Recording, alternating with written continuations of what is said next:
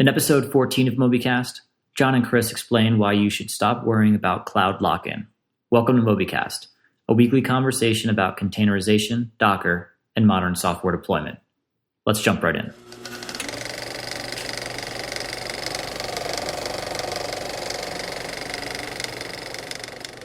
Welcome, Chris and Rich. It's another Mobycast. Hey guys.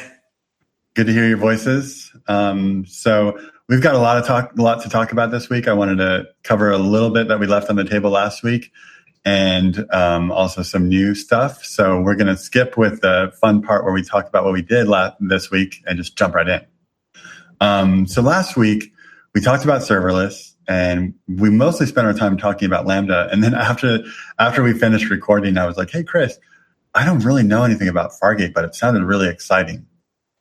So Chris, let me just say that to you again, but this time on air. Chris, I don't really know anything about Fargate, but it sounds exciting. Are we going to start using that? That's an interesting question, John. I haven't heard that one before.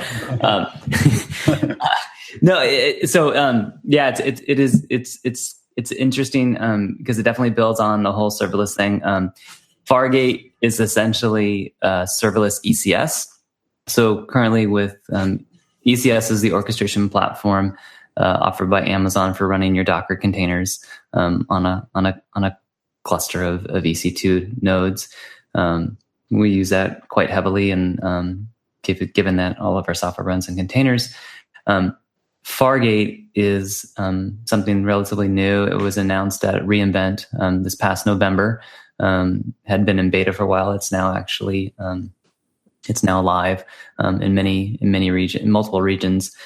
And what it is it's basically all the benefits of ECS, but you no longer have to manage your cluster nodes anymore. It's basically here's my container, and AWS, you take care of it. You find the hardware for it. You run my container, and I don't have to worry about that. I don't have to worry about like scaling out a cluster or patching my servers or anything like that. So that sounds awesome. Why don't we just do that?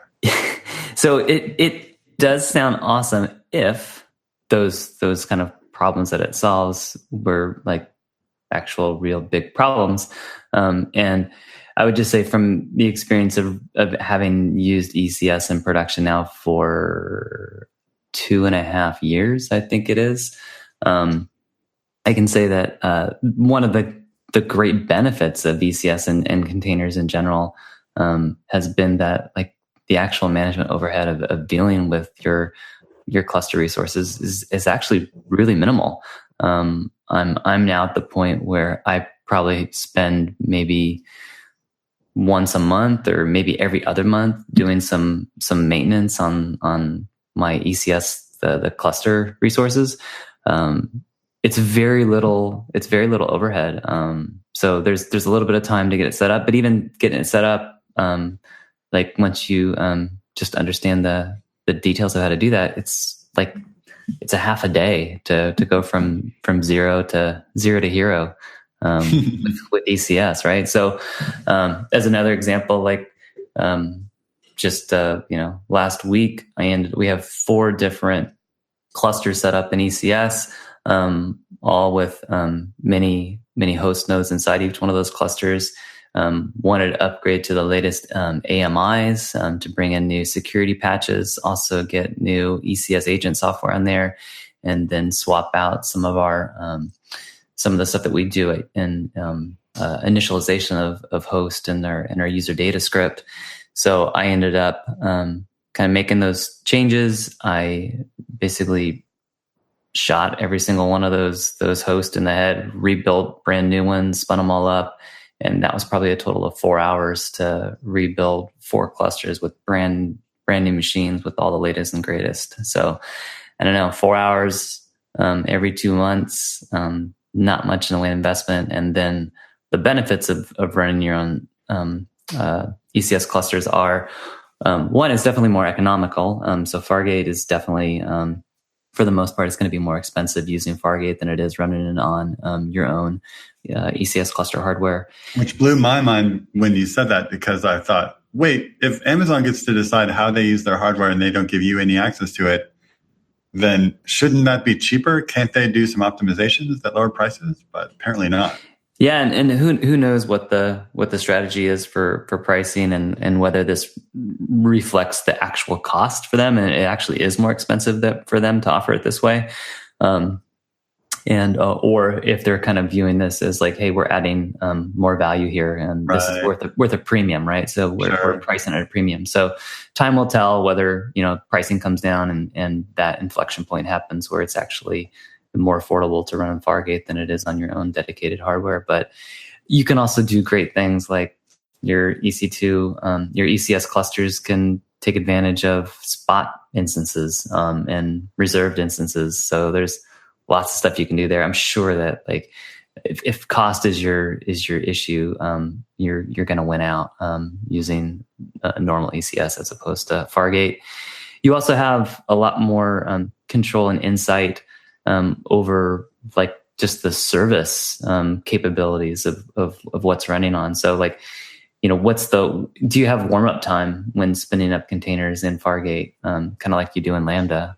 Are you queued behind other folks? Like, is it other services? So like, are you going to get kind of a more jagged kind of response time pattern to your jobs versus if you're running your own cluster, like exactly what's kind of running on there, and you can kind of you have much more insight into that. There's also issues with just application architecture and sidecar containers and logging and making sure all that works. And it's just for the time being, it feels like a lot of that you just have a lot more control. It's a lot easier. It's a lot more integrated when you're running it on your own ECS cluster as opposed to Fargate. So this is that was like a downright commercial for ECS. We should get some primetime spot and put it on there.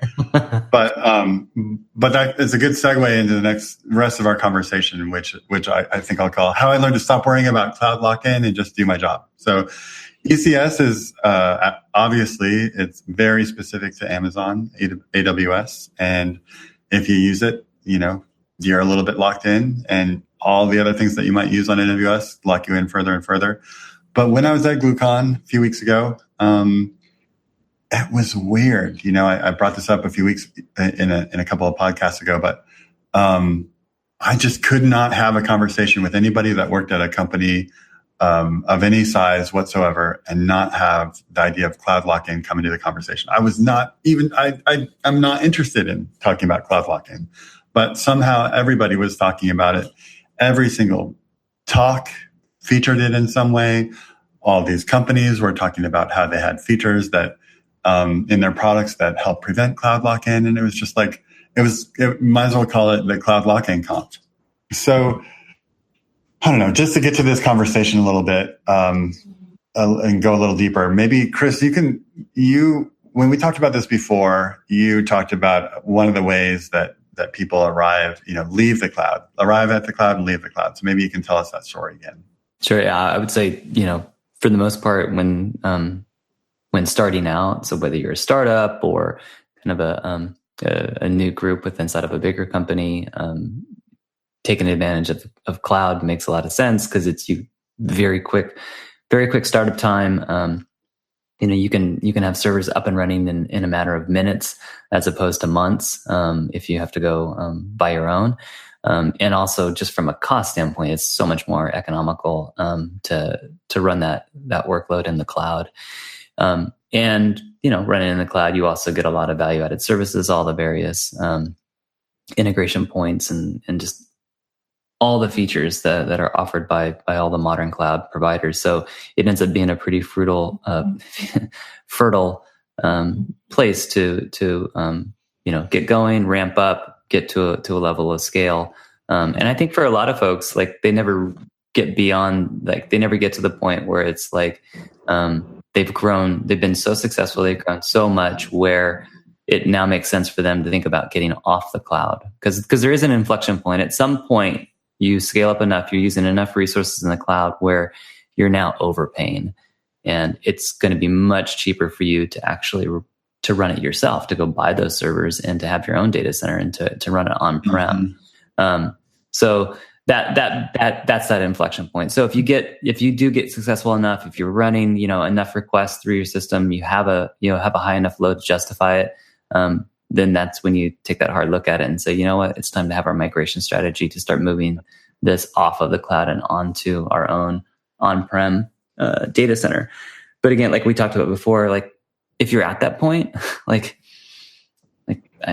you're so successful, the capital is there, and the financial incentive is there that you'll do it, right? It's hard work. Mm-hmm. It's going to be, and it's going to take a while, but like the financial incentive is there, the capital's there, you're going to do it. So don't worry about lock-in from the get-go, because it just complicates everything. And chances are it's not going to be an issue for you. And if it is, then that's actually a great thing. And you should be really happy about it.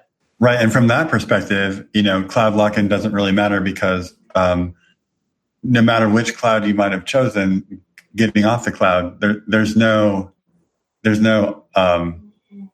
AWS on-prem or Google Cloud on-prem or Azure on-prem. Like, you literally have to decouple yourself from whichever cloud you chose. So, you've got to do that work no matter what. No strategy of putting yourself on both Google and AWS would have helped you. Yes, correct. Yeah, correct. There's a little bit of blending there where, like, AWS does have some stuff where, like, you can actually run their software on-prem, but it always requires that tie-in. Like, you're still, at the end of the day, you're giving money to AWS, and so to actually be fully divested from that, then obviously there's you have to come up with that yourself. And so then there's another path. So that Chris just talked about the path where you're maybe a startup or you're a young company and you start in the cloud. And then there's this other path that I was seeing quite a bit at GlueCon, which is, lots of telecommunications companies, cable companies, healthcare companies, big, kind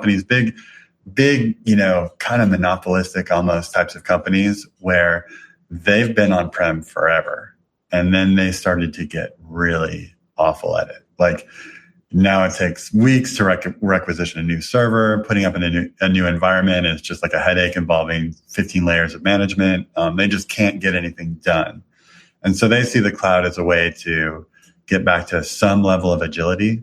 And I think this does tend to affect a certain kind of company that maybe is not facing very much competition in their market, and they're able to get to this point without getting crushed by competitors that are more nimble and agile. But these companies, they might be CenturyLink type companies or Charter Communications type companies. They want to get on the cloud, and management all up and down the line is saying, well, make sure we don't get locked in. We don't want to have that happen to us again. And I wasn't sure. They a lot of people had talked about being burned before.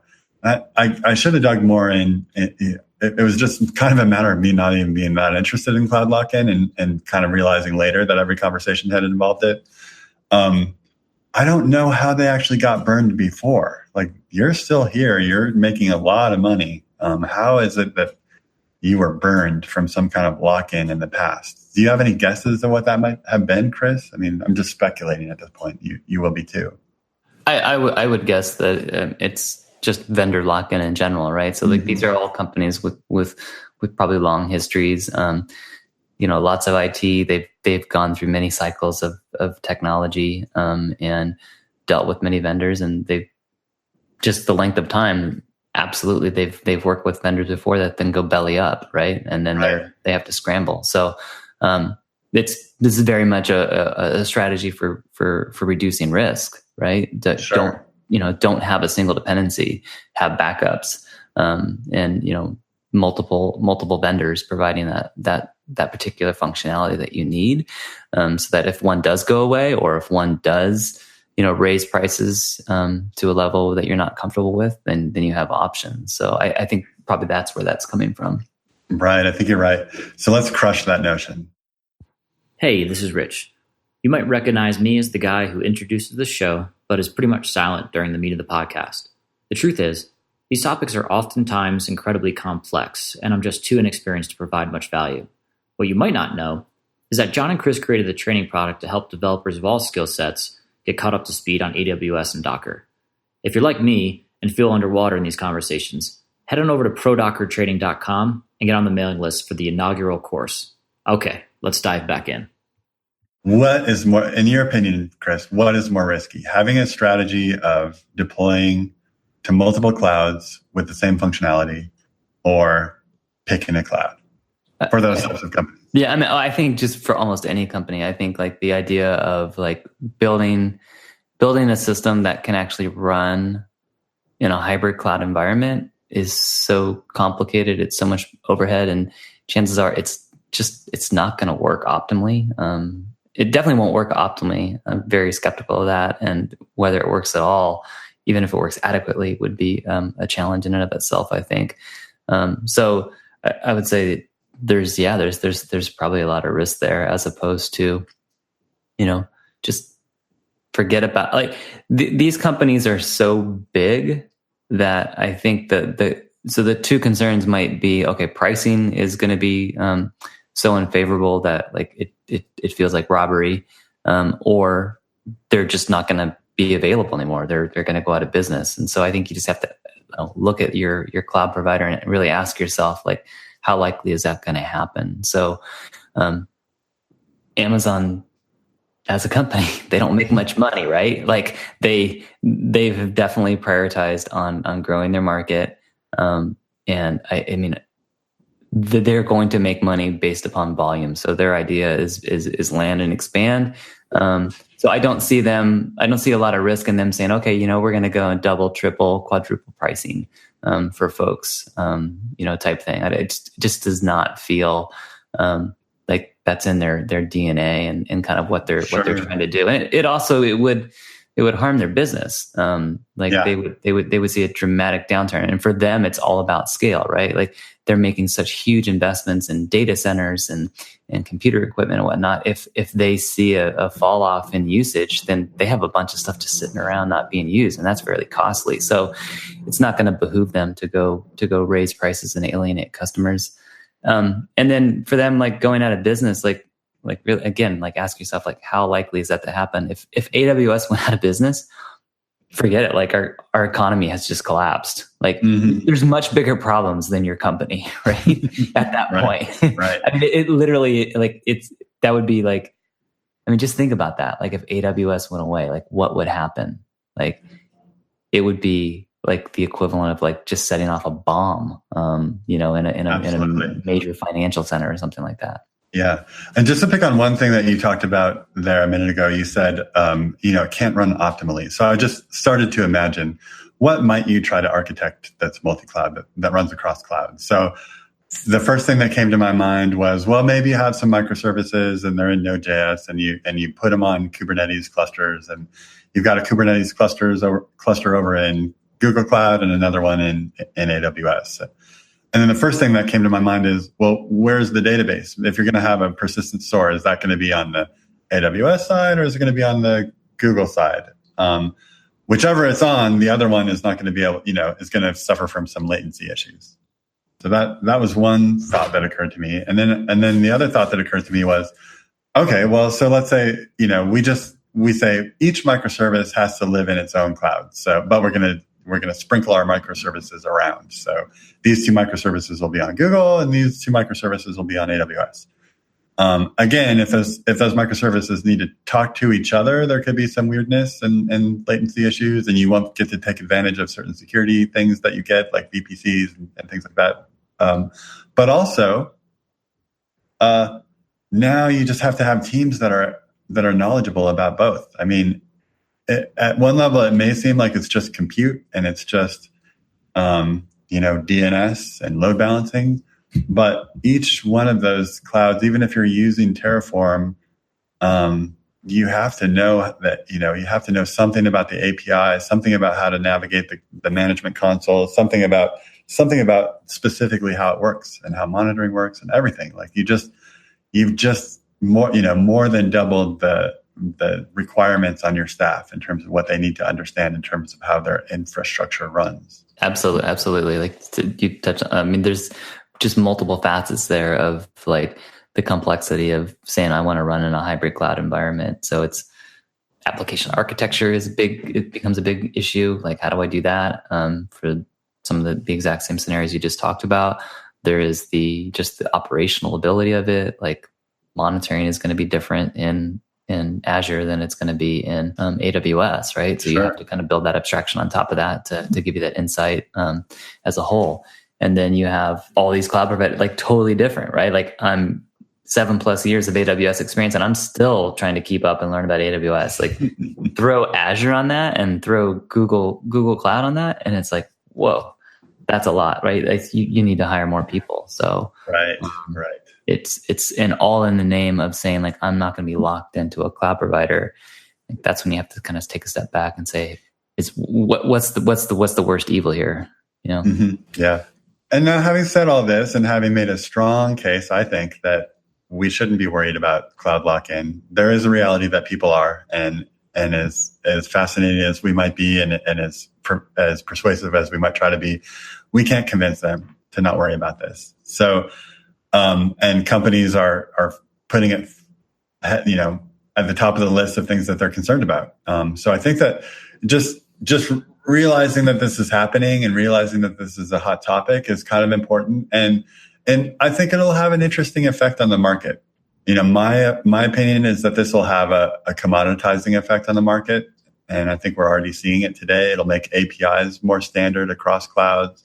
It'll make the names of things and the hierarchies of features more standard. So it could have overall benefits to everyone, this market pressure. Your thoughts, Chris? Maybe, although in this landscape with AWS being the clear leader, and know that both Google and Microsoft are, breathing down their neck. They want to try to get a market share on them. I just don't see how, like, Amazon sees it to their advantage to kind of work together with those to facilitate that stuff. So I just see people like Amazon innovating faster and faster, and the others playing catch up, right? And so to then try to have kind of like industry standards for these things to interoperate, like, it becomes an intractable problem. Mm-hmm. Yeah, that's also a good way of looking at it. So yeah, we'll have this conversation again a year from now and see what happened. Mm-hmm. I think that's probably good. I think we can wrap it up with that. Maybe let me give you one more chance to kind of put a cap on it, Chris. Yeah, I'd say, maybe the takeaway is definitely, my suggestion would be, don't worry about cloud lock-in. It's when it becomes an issue, like, you're going to have the resources to go deal with that. The other thing, like, if it really is like something that's concerning and you need it, just as part of an organizational buy-off, I think maybe the best approach to that would be to use the proper level of abstraction such that you can have a backup data center in a different cloud provider. So don't try to run it concurrently. Instead, just go build your application for one and have it hosted in one cloud provider. Know what things that are cloud specific that you are using. Those are the things that you would then look at abstracting out, so that if you did need to say, okay, I'm not using that cloud provider, I'm going to another one, you could do it. But that would be, again, like, it's a lot of work. But if that's what you need from an organizational standpoint, then that would be my suggestion for going about it. Great. Yeah, great suggestion. And thanks again. This has been a fun one. Thanks, Rich. Thanks, Chris. Thanks, guys. See ya. Later. Well, dear listener, you made it to the end. We appreciate your time and invite you to continue the conversation with us online. This episode, along with show notes and other valuable resources, is available at mobycast.fm/14. If you have any questions or additional insights, we encourage you to leave us a comment there. Thank you, and we'll see you again next week.